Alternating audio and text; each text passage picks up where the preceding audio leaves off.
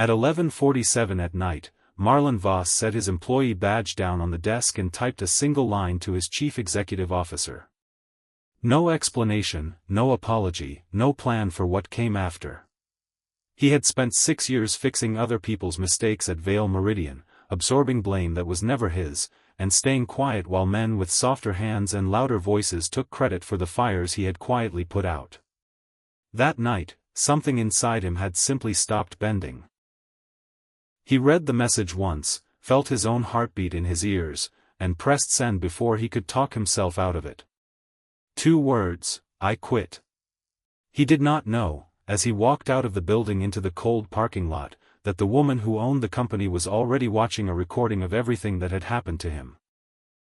Marlon was 39 years old, a single man with no children and no family nearby, living alone in a rented house on the tired edge of the city where the streetlights flickered and the landlords never fixed anything unless you begged.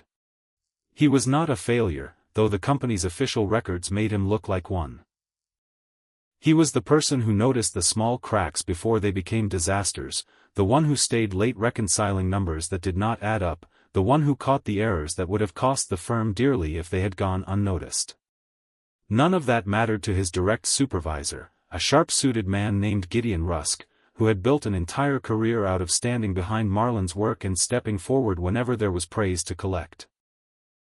Marlon owned no expensive car, no fine clothing, nothing that marked him as a man of means. What he owned instead was a rule he had never broken in his life, a simple and stubborn conviction that his dignity was not for sale, not for a paycheck, not for anyone's approval. He had joined Vale Meridian in his early 30s, back when the company was still small enough that every employee knew every other employee by name, back when Serafina Vale herself had still occasionally walked the production floor to check on things personally before the company grew too large for that kind of familiarity to survive. Marlon remembered those early years fondly, the sense that hard work actually meant something, that a man could rise through sheer competence rather than connections. That sense had slowly eroded as the company expanded and layers of management piled up between him and anyone who might have recognized what he was actually capable of. Gideon Rusk had arrived 2 years into Marlon's tenure, polished and confident in the particular way of men who had never once been told no, and it had not taken him long to understand exactly how useful a quiet, uncomplaining employee like Marlon could be to a man determined to climb quickly. That evening, a transaction error worth millions of dollars surfaced in the quarterly report, and Gideon needed someone smaller than himself to stand beneath it. He chose Marlon. In front of half the department, Gideon accused him of negligence, of carelessness, of costing the company money it could not afford to lose. Marlon did not flinch. He pulled up the records he had saved, the timestamps that proved he had flagged the exact discrepancy weeks earlier, the emails that had gone unanswered. Gideon did not even look at the evidence. He tore the printed report in half in front of everyone and said that a man from Marlon's background had no business questioning him, that poverty did not come with the right to argue.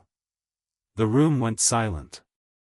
Marlon looked at the torn paper on the floor, looked at the clock on the wall reading 11:47, and felt the last thread holding his patience together give way. He did not shout.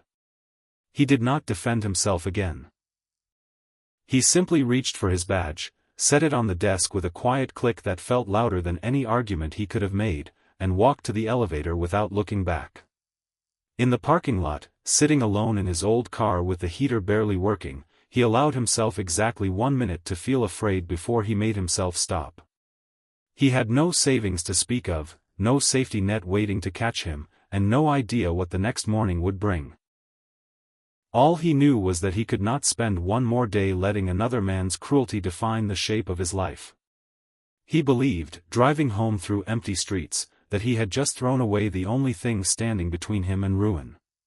He had no way of knowing that a security camera in the corner of that office had captured every second of the confrontation, and that somewhere across the city, someone with far more power than Gideon Rusk was about to watch it. Serafina Vale was 37 years old, and the executives who worked beneath her had learned long ago never to mistake her calm for softness. She had built Vale Meridian from a struggling financial technology startup into one of the most powerful firms in the industry, and she had done it by trusting almost no one completely. She was known throughout the company for one unbending habit: she never involved herself personally in the disputes of lower-level staff. Human resources existed for a reason, she often said, and a chief executive who spent her hours untangling office arguments was a chief executive who was not doing her job. That night, for reasons she could not entirely explain even to herself, she asked her head of security to send her the footage from the department floor before she went to bed. What she saw troubled her in a way she had not expected.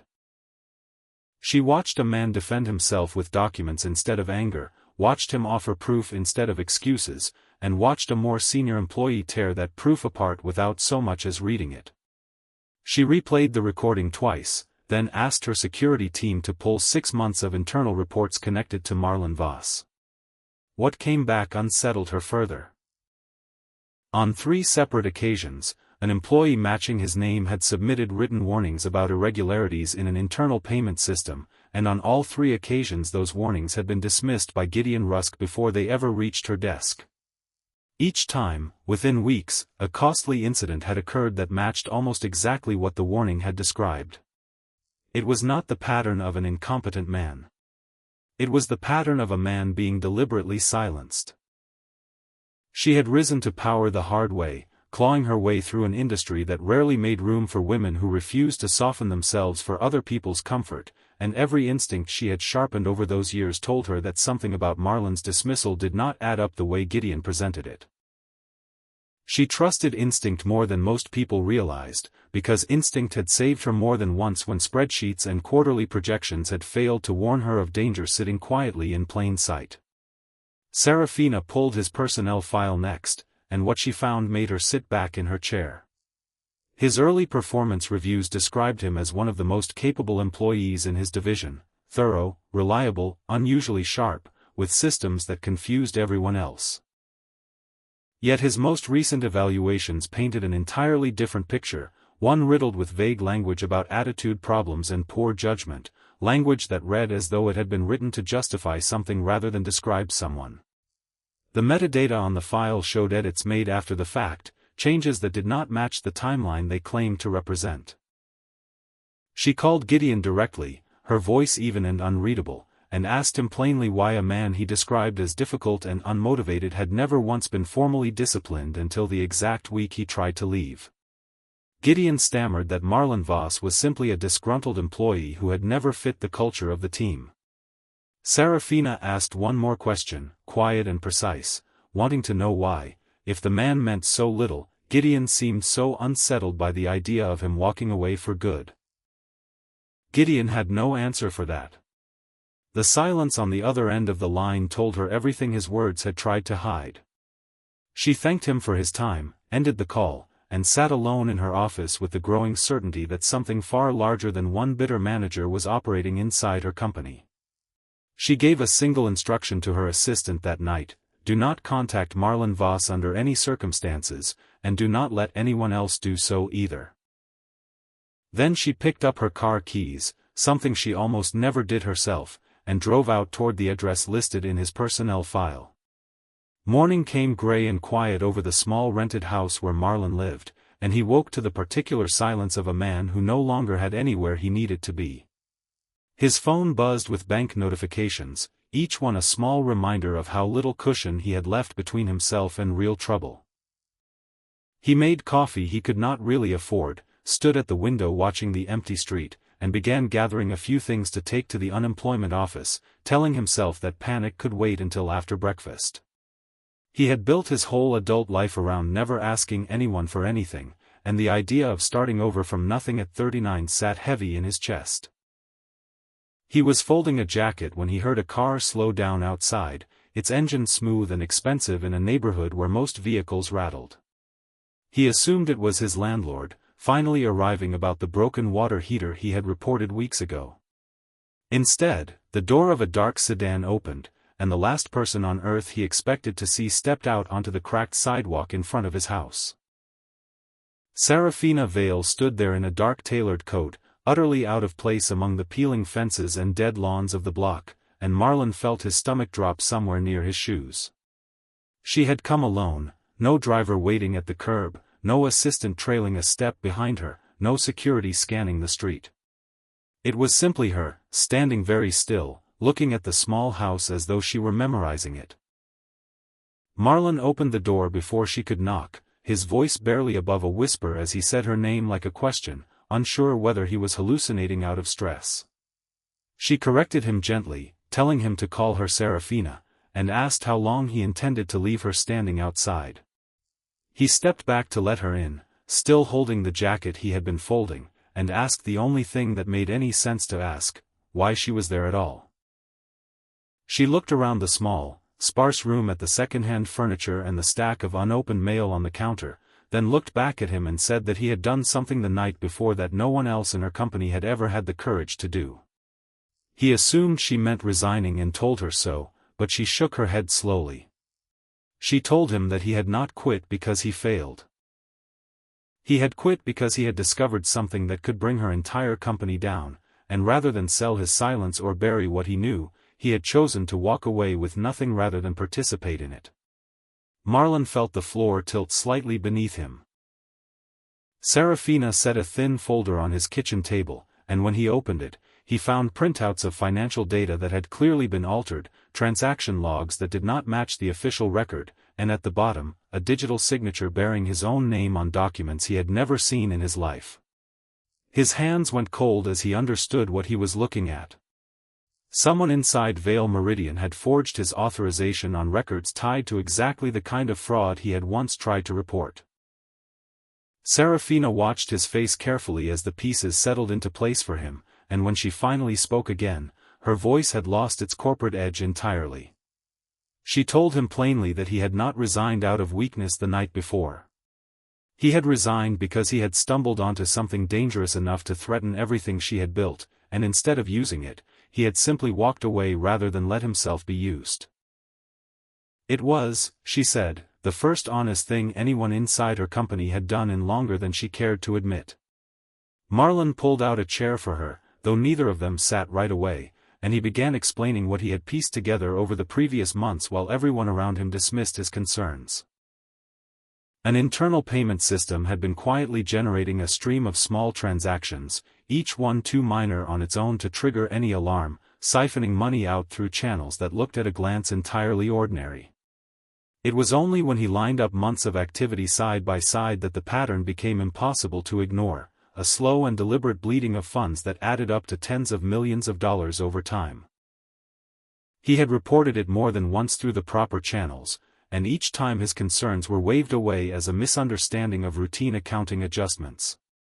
He had kept a private copy of the data anyway, some instinct telling him not to trust that the official record would remain untouched. He was right not to trust it. Not long after his final report, the system logs he had flagged were altered, and suddenly he was no longer the man who had raised the alarm but the man who appeared responsible for the very irregularities he had tried to expose. Serafina asked, with genuine confusion in her voice, why he had never come to her directly if he suspected something this serious. Marlon told her that he had tried exactly that, and pulled up an old email on his phone, one addressed directly to the chief executive's office dated 6 months earlier, laying out his concerns in careful detail.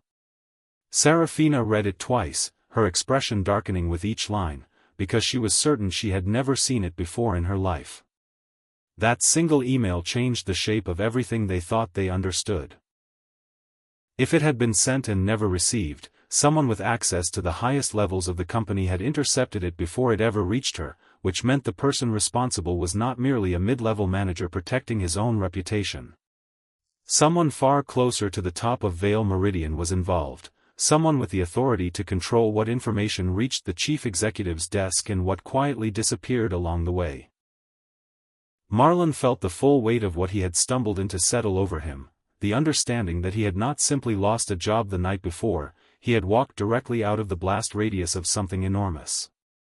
Serafina, watching him absorb all of this, made a decision she had clearly already been considering before she ever knocked on his door. She asked him to come back to Vale Meridian. Marlon refused immediately, telling her flatly that he would not return to a place that had just finished humiliating him and discarding him without a second thought. Serafina did not argue the point. Instead, she told him she was not asking him to come back as an employee at all, and reached into her coat for a second folder, one she had clearly prepared before she ever left her office that morning. Inside was a proposal unlike anything Marlon had ever imagined for himself. The salary listed was several times what he had earned in his old role, and the terms granted him direct access to the company's most sensitive financial systems, along with a reporting line that answered to no one but Serafina herself. He read it twice, certain he was misunderstanding something, and finally looked up to ask the only question that mattered to him: why she would trust a man she had known for less than an hour with something this significant. Serafina answered without hesitation, telling him that trust, in her experience, was rarely built through years of familiarity. It was built in single moments that revealed exactly who a person was underneath everything else, and the moment she watched him walk away from a fraud he could easily have used to enrich himself told her everything she needed to know. He thought about the years he had spent proving himself to people who never once bothered to notice, about the quiet exhaustion of doing excellent work for men who took credit without hesitation, and he wondered whether trading one powerful employer for another, even one who seemed to genuinely respect him, was truly any different. In the end, Marlon still did not answer right away. He set the folder down, walked to the window, and stood there for a long moment, looking out at the same cracked street he had lived on for years, weighing what it would mean to walk back into the building he had sworn he would never enter again. When he finally turned around, he told her he would accept, but only under one condition: that she never hide anything from him again, regardless of how uncomfortable the truth might be. Serafina agreed without a second's hesitation, and something about the way she said it made him believe her. Word of Marlon's sudden reappearance inside the building traveled quickly, and not everyone accepted it graciously. Several executives who had barely acknowledged his existence before now watched him with open suspicion, uncertain what to make of a man who had walked out in disgrace one night and returned days later with the chief executive's direct authorization stamped across every document he touched. Marlon ignored the whispers as best he could, having learned long ago that explaining himself to people who had already decided what to think rarely accomplished anything worthwhile. The two of them began working together almost immediately, meeting late into the evenings in a small secured office far from the rest of the executive floor, poring over transaction histories that grew more troubling the deeper they went. Within days, they traced a cluster of suspicious transfers to a shell company registered under a name neither of them recognized at first, until Serafina discovered a connection that made her go very still. The shell company had ties to Alistair Crowe, one of the most influential members of her own board of directors, a man who had sat across from her in meetings for years, nodding along with every decision she made while quietly building something else entirely underneath the surface. Marlon watched her absorb the discovery and understood immediately how much more this was going to cost her than it would cost him. They spent an entire evening tracing the shell company backward through layers of registration filings, each one designed to obscure the one beneath it, until they finally reached an offshore holding structure that connected unmistakably to accounts Alistair Crowe controlled personally. Marlon printed out the ownership chain and laid it across the table between them, watching Serafina's expression shift from disbelief to something colder and more focused as she traced the line with her finger from one shell entity to the next. She admitted quietly that she had never once suspected him, that Alistair had always struck her as cautious to the point of tedium, a man far too careful with his own reputation to risk anything as reckless as outright theft. Marlon reminded her gently that careful men were often the most dangerous ones, precisely because nobody thought to watch them closely. If Alistair had spent years constructing a hidden network of control inside the company, then Serafina's position as chief executive was far less secure than either of them had assumed that morning. They worked side by side through exhaustion that neither of them acknowledged out loud, the kind of late nights that strip away professional distance whether people intend it or not. Marlon noticed the calluses on his own hands as he typed, the marks of years spent doing physical work before he had ever touched a spreadsheet, and caught Serafina more than once drinking black coffee in place of an actual dinner because she had simply forgotten to eat. Neither of them said anything about it directly, but something quiet passed between them in those long hours, a recognition that beneath very different circumstances they were, in essential ways, remarkably alike. Both of them had built their entire adult lives around work because work was the one thing that never abandoned them. Both of them were, in their own separate ways, deeply alone. That fragile, unspoken understanding was interrupted late one night by an anonymous message that landed in Serafina's private inbox, one that had clearly been sent by someone who knew exactly how to reach her without going through any official channel. The message was short and unambiguous. It warned that if Marlon Voss continued digging into matters that did not concern him, the next thing to disappear from the company would not be a set of financial records, it would be Serafina herself. Serafina read the threat twice before showing it to Marlon, and his first instinct was to insist she hire private security immediately, something she resisted with the stubbornness of a woman who had spent her entire career refusing to appear afraid of anything. She told him flatly that she did not scare easily, and Marlon, watching her jaw tighten as she said it, told her quietly that he had once believed the exact same thing about himself. Neither of them backed down from the investigation, though both of them now understood the stakes had shifted from professional risk to something considerably more dangerous. They kept digging anyway, pulling apart layer after layer of the shell company's transactions, and slowly it became clear that Alistair Crowe was not operating entirely on his own. Gideon Rusk turned out to be only the smallest and least significant piece of a much larger structure, a convenient scapegoat positioned exactly where he needed to be to absorb blame if anything ever surfaced. Someone else, someone with far greater access, had been quietly granting permissions and clearing pathways that allowed the fraud to move undetected through systems that should have caught it years earlier.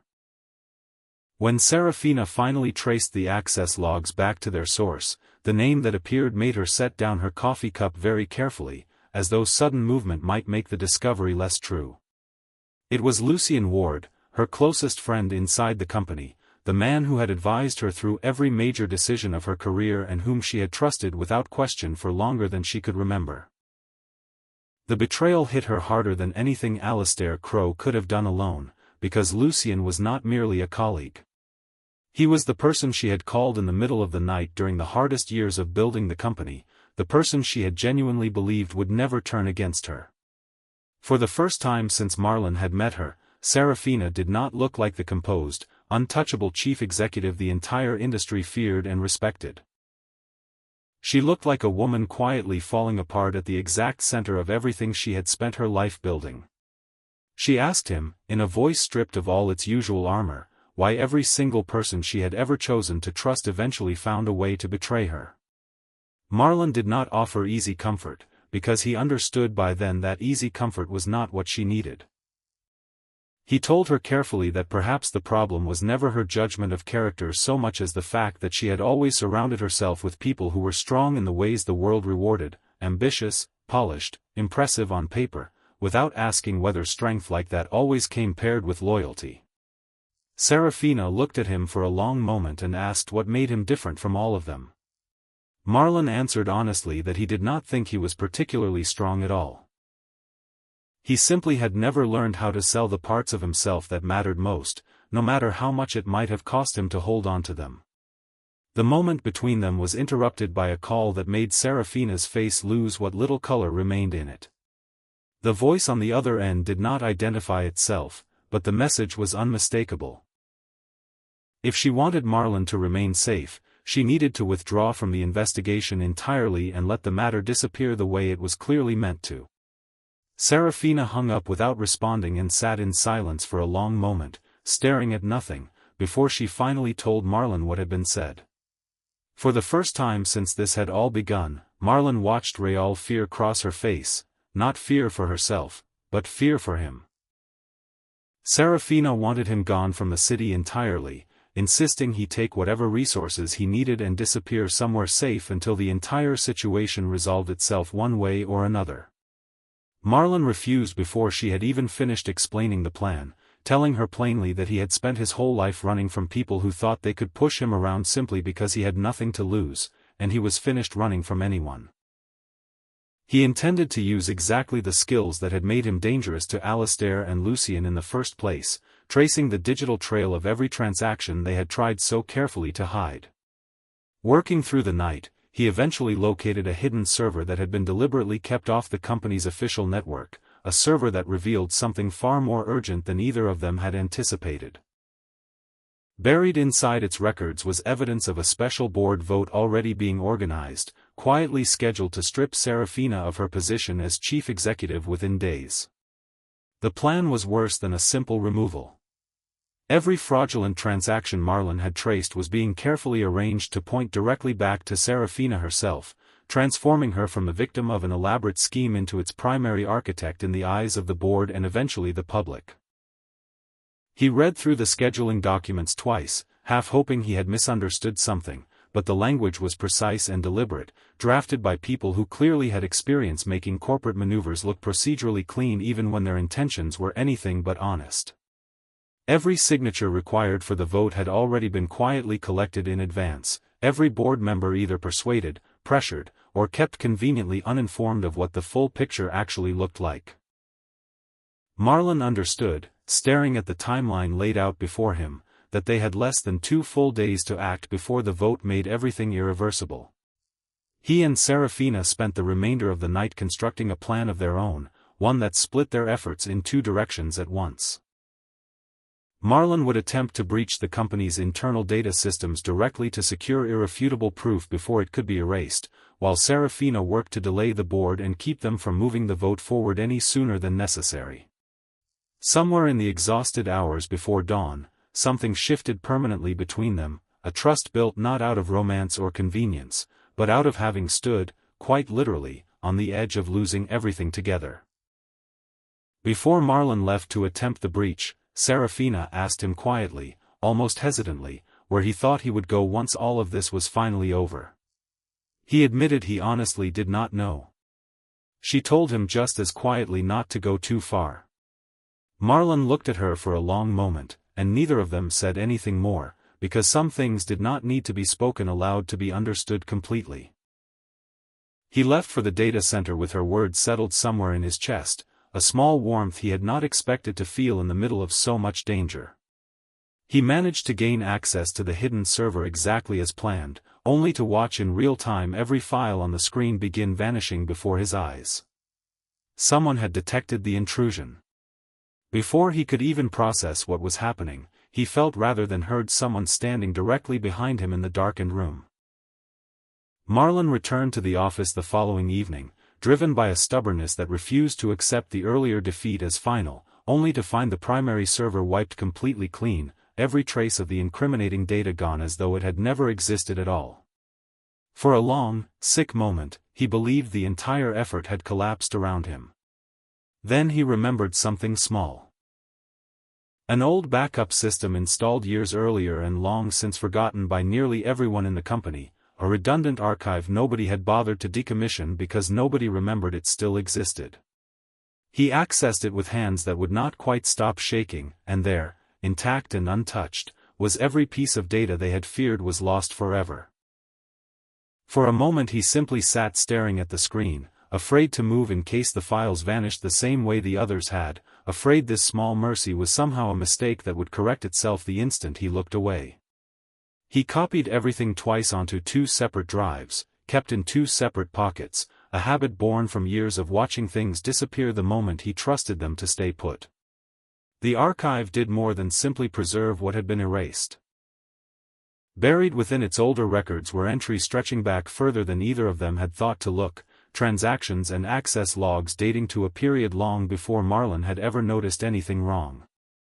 Reading through them, he began to understand the true scale of what he and Serafina had actually stumbled into, a scheme built patiently over years rather than months, refined and adjusted every time it risked exposure. What the archive revealed went further than either of them had imagined. Alistair Crowe, for all his scheming, was not the true architect of the entire operation. He was a powerful piece on the board, certainly, but the hand actually moving the pieces belonged to Lucien Ward. Lucien's goal, it turned out, was never to seize control of Vale Meridian for himself. His plan was to manufacture a crisis significant enough to force Serafina into selling the company to a rival firm at a fraction of its true value, a sale from which Lucien himself stood to profit enormously through arrangements buried deep within the shell company's structure. Marlon immediately sent everything he had found directly to Serafina, understanding that time had just become the most valuable resource either of them had left. Lucien discovered the breach almost the moment it happened, and within minutes he had locked down the building's internal systems, trapping Marlon inside the underground data facility with no way to override the security protocols from within. Serafina received his final message just before his connection cut out entirely, a fragment of data confirming what they had found, followed by silence that stretched on far longer than she could tolerate. She ignored every protocol her own security team insisted on, disregarded the warnings of her assistant, and went down to the data facility herself, refusing to accept that she might lose him now after everything they had survived together to reach this point. She found him exactly where his last signal had placed him, and together they forced their way out through a maintenance corridor neither of them had ever used before, moving faster than either believed themselves capable of. There was no time to process what had just happened, because Lucien, moving with the confidence of a man who believed he had already won, had convened an emergency session of the board upstairs, intending to finalize Serafina's removal before she could possibly interfere. She had only minutes left to reach the boardroom before the vote became permanent and irreversible. A decision that would strip her of everything she had built and hand it piece by piece to the very man who had once been her closest confidant. The boardroom doors closed with a heavy, final sound just as Lucien Ward rose from his seat at the head of the table, addressing the assembled directors with the calm authority of a man who believed the outcome had already been decided in his favor. He announced with practiced solemnity that the board had reached its conclusion regarding the future leadership of Vale Meridian. Behind him, a screen flickered to life, displaying two stark words that seemed to settle over the room like a verdict already carved in stone: removal approved. Not one director in that room yet understood how close they had come to handing control of an entire company to the very person responsible for stealing from it. Serafina walked into the boardroom with Marlon a single step behind her, and the sight of the two of them together, disheveled and clearly having come from somewhere far less polished than a corner office, drew immediate laughter from several members seated around the long table. Lucien informed her coldly that her position had already been decided and that her presence changed nothing at this point. One board member, emboldened by the general mockery in the room, asked aloud whether a low-level employee truly believed he could walk in at the final hour and rescue an entire corporation from collapse. Marlon did not bother arguing with any of them. He simply crossed the room, connected a small data drive to the presentation system at the center of the table, and let the evidence speak for itself. The screen filled instantly with a cascade of fraudulent transactions laid out in exhaustive, undeniable detail, names attached to every transfer, dates lined up against every irregularity, dollar figures far larger than anyone in the room had imagined possible, and account numbers tracing every dollar back to its true destination. Marlon walked them through it methodically, pointing out the exact moment each transaction had been disguised, the exact accounts that received funds meant for entirely different purposes, the exact dates on which internal reports had been altered to hide what should have been obvious to anyone who bothered to look closely. He spoke without anger, without triumph, laying out fact after fact in the same steady voice he had once used to explain discrepancies that no one in that same room had cared enough to hear months earlier. Board members who had been laughing moments earlier fell silent one by one as the pattern became impossible to misread. At the very bottom of the final document, after every other name had been accounted for, one signature stood out clearly above all the rest, and it belonged to Lucien Ward. The room went utterly still, the kind of silence that follows the exact moment everyone finally understands what has actually been happening around them. Lucien attempted to dismiss the evidence as fabricated, his voice climbing with the particular desperation of a man who could feel control slipping away from him in real time. Marlon, without raising his own voice at all, played a short recorded conversation that removed any remaining doubt in the room, a recording in which Lucien himself described the plan in his own words, calm and confident, never imagining anyone would ever hear it played back to him in front of the entire board. Serafina turned slowly to face the rest of the directors seated around the table, her voice steady and clear as she asked whether anyone in the room still wished to proceed with the vote against her. No one spoke. No one moved. The vote to remove her was quietly and permanently withdrawn. The board members who had so casually mocked Marlon only minutes before now sat in careful, uncomfortable silence, several of them avoiding his eyes entirely as the full weight of how close they had come to legitimizing fraud settled over the room. One director, visibly shaken, asked how long the deception had gone on before anyone had thought to question it, and Serafina answered without softening the truth, telling him it had gone on for exactly as long as it took for everyone comfortable enough not to look closely to keep choosing comfort over scrutiny. Lucien Ward was escorted from the building that same afternoon to face a formal investigation into everything Marlon and Serafina had uncovered, and Gideon Rusk, whose small cruelties had started the entire chain of events months earlier, was suspended pending his own review. Serafina retained her position as chief executive of the company she had built from nothing, but as she stood in the emptying boardroom afterward, she understood that something essential had already changed permanently, something that had nothing to do with quarterly reports or board approval. She turned to Marlon, the man who had walked into that room with nothing but a data drive and the same quiet certainty he had carried since the night he first placed his badge down on a desk, and asked him plainly what he wanted for himself now that it was finally over. Marlon considered the question for a long moment before answering honestly that he wanted work where he never again had to pretend to be smaller than he actually was in order to simply survive the day. Serafina smiled at that, the first unguarded smile Marlon had seen from her since this entire ordeal had begun, and reached into her coat for a small card she had clearly been carrying for longer than he realized. It did not list a staff position or a modest title buried somewhere in a middle tier of the organization. It read, in simple, unambiguous lettering, Chief Strategy Officer of Vale Meridian. A role that placed him directly beside her at the very top of the company that had once tried to discard him as easily as a torn piece of paper on an office floor. Months passed, and the man who had once been dismissed as replaceable and unimportant slowly became one of the most respected figures inside Vale Meridian, trusted by executives who had never once bothered to learn his name before that winter. Success did not change him the way people sometimes expected it to. He still arrived at the office earlier than almost anyone else. He still drank the same cheap coffee he always had, refusing to switch to anything more expensive out of habit rather than necessity. He still fixed small, broken things himself rather than calling someone else to handle them, a quiet stubbornness that had never really left him no matter how large his new title had become. The only real difference, the one that mattered most to him, was that no one dared to look down on him anymore, not after everything the entire company had watched him survive. Serafina changed as well, though in a quieter and more private way than Marlon did. She stopped seeing him purely through the lens of the company they had both nearly lost, and slowly, carefully, without either of them ever making a formal declaration of it, the two of them began sharing dinners that had nothing to do with strategy meetings or quarterly targets. There were no agendas at those dinners, no documents spread across the table between them, only two people who had been through something enormous together and found, somewhat to their own surprise, that they did not want to stop being in each other's company once the danger had passed. One evening, without any particular occasion prompting it, Serafina found herself driving back to the small rented house where all of this had truly begun. The same cracked sidewalk, the same tired fence, the same peeling paint on the door. Marlon opened the door and looked at her with quiet confusion, asking why she would ever choose to come back to a place like this now that she no longer had any real reason to.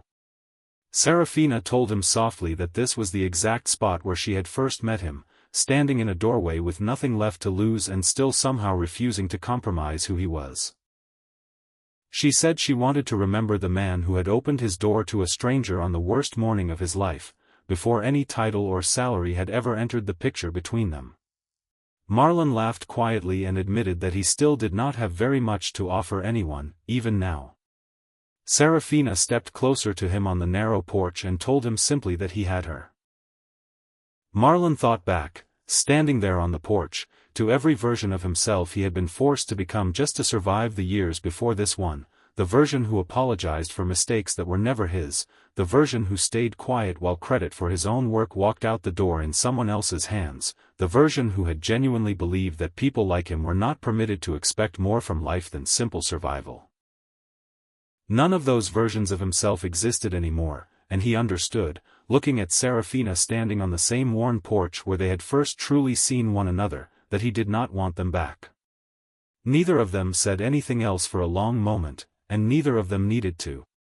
There was no dramatic speech, no long declaration of feelings drawn out for effect, only her hand finding his in the quiet evening air outside a house that had once represented everything he thought he had lost.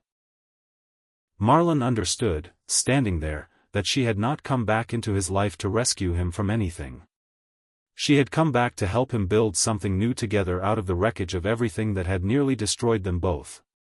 It was, he realized, an entirely different kind of ending than the one he had imagined for himself on the night he quit his job with nothing but 2 words and a badge left behind on an empty desk.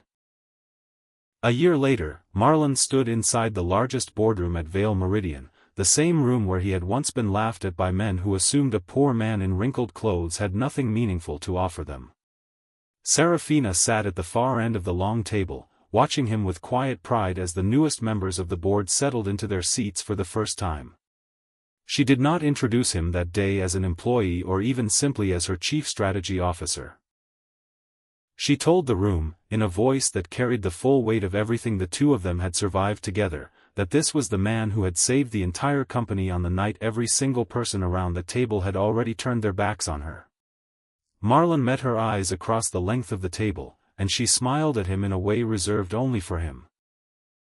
He understood then, more clearly than he ever had before, that the night he typed those 2 simple words and set his badge down on an empty desk had never truly been the night he lost everything. It had only felt that way in the moment, the way an ending always does before it reveals itself to be something else entirely. That night had been the quiet, unremarkable close of an old life he no longer needed, one built on being underestimated and overlooked by people who never deserved his loyalty in the first place. What came after it, the danger, the discovery, the slow and hard-won trust between 2 people who had almost lost everything together, had become the true beginning. And as the boardroom settled into its meeting and the city moved on outside the windows exactly as it always had, Marlon Voss finally understood that some doors only open after you have the courage to walk away from the ones that were never meant for you.